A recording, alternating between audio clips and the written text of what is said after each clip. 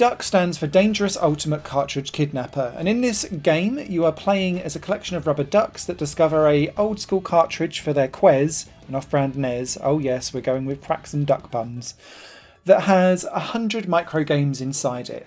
And the idea behind this is that you need to keep completing microgames and not lose too many of them, otherwise your rubber duck character gets sucked inside the controller to be trapped there for all time. This game is heavily inspired by your WarioWares and your Bishi Bashi specials, with microgames that can be completed in under 45 seconds. So the minigames are less intricate and less skill-based than, say, some of the Mario Party games and, say, the Raving Rabbids games, but not by much. They're much more succincter and to the point. However, DUCK also has a real hard-on for going retro in all of the ways that it can think of, because it's desperate to evoke that NES multiplayer party feel. It does it for all of the good reasons, but it also brings along some of those bad reasons too. And so my review is going to fly from really positive to really negative, back and forth all over, because I've come away from this game feeling quite conflicted in that I've had a very good time with it, but I've also been entirely raged by it too. So hopefully this will throw out some points that will make it easier for you to make a decision. DUCK primarily has these 100 microgames, and because it's emulating a NES, the controllers of this is all around having a D-pad and then an A and a B button for two different actions. Now as you move through all of these 100 microgames, the controls, what they do, will do different things. So A might be for jumping, but then it might be for throwing something in a different game. It's very rare that you'll have the D-pad and both action buttons going in a game all at once, and normally those ones are some of the more engrossing ones that will go on for 45 to 60 seconds. Quite often though, you'll have things like sports games where you're just trying to throw a basketball into a hoop, or you're doing a penalty shootout, or you're trying to stop a bob when you're fishing so that it can then pick up the fish and not a rubber boot, for example. Those are those types of micro games. You've got ones that are inspired by retro classics like Asteroids and like side-scrolling shoot-em-ups. They all feel quite good as well, and are normally some of the better games that are in the DUCK micro game collection. You've also got games that are inspired by like Donkey Kong that become like platformers, where you've got to either kill all of the enemies coming from the top of the screen down, or collect all of the coins like a traditional 2D platformer. There's also one that reminds me of Super Sprint, where you're going around on a top-down racer as well. That's all fine. And then you've got collections of mini-games that are a bit more wacky and off the wall. So there's like a Japanese set where you're like running up against another shinobi by just like button mashing like a track and field game. Or it might be that you're trying to find the ninjas hiding in different places as they move around in secret squirrel fashion. Some of these are really quite fun and ingenious, but there's also some of them that don't make sense the first couple of times that you play them. And this is a running theme throughout DUCK. Whenever you're playing these types of micro games or macro game collections, the games need to be really evident and easy to pick up and play and understand and intuitive, because they're over within 10 to 15 seconds. And so if you're having to spend another 10 to 15 seconds reading the instructions and going, have I got that right? Have I not got that right?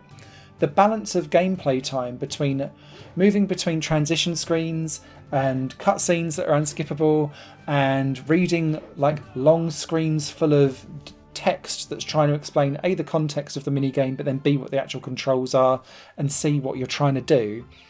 It's slightly off balance, and that's a problem that plagues DUCK throughout. In some ways this is a bit of a double-edged design sword, because if you can explain something quite quickly and succinctly, whilst also having varied gameplay, that's like the perfect sweet spot. And I feel like DUCK is slightly towards the I explain too much, whilst also not making it very clear what I'm doing in a minigame sometimes, and that's a bit of a shame. You will spend a lot of time in practice mode before then going into the story mode to try and unlock a new batch of micro games to add to your collection. There's 100 in total, they're split into batches of 20, and the 20th one in each level of the story mode is a boss. The boss levels I found largely to be very hit and miss, but these are the ones that go on for several minutes. And some of them are quite fun, like the one where you are a pirate ship trying to smash up other pirate ships and then collect their treasure. they then become very horrible, like the one where you're running around like a Doom maze trying to find 5 keys and trying to map out a maze in your head. It just doesn't work very well.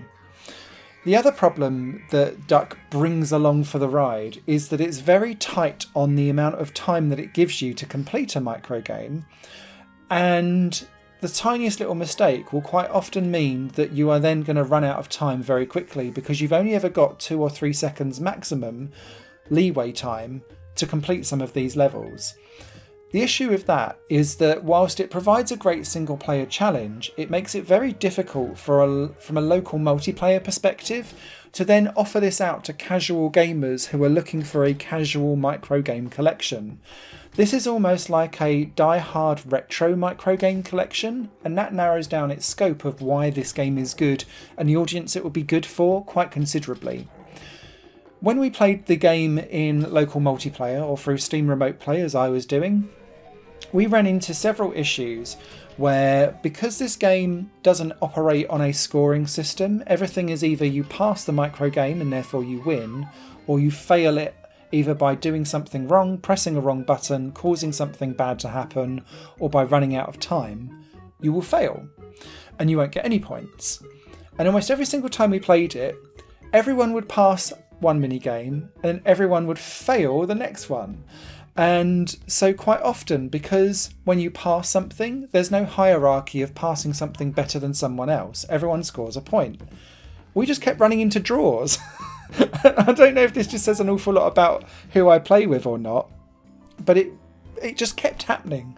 Because if you're doing a cowboy duel, everyone would be able to draw and pass because they were quick off the ball. If they were doing like barrel catching, that was quite easy as well, because it's quite easily telegraphed. You just press the arrow and then you go to the actual place to collect the barrel, job done.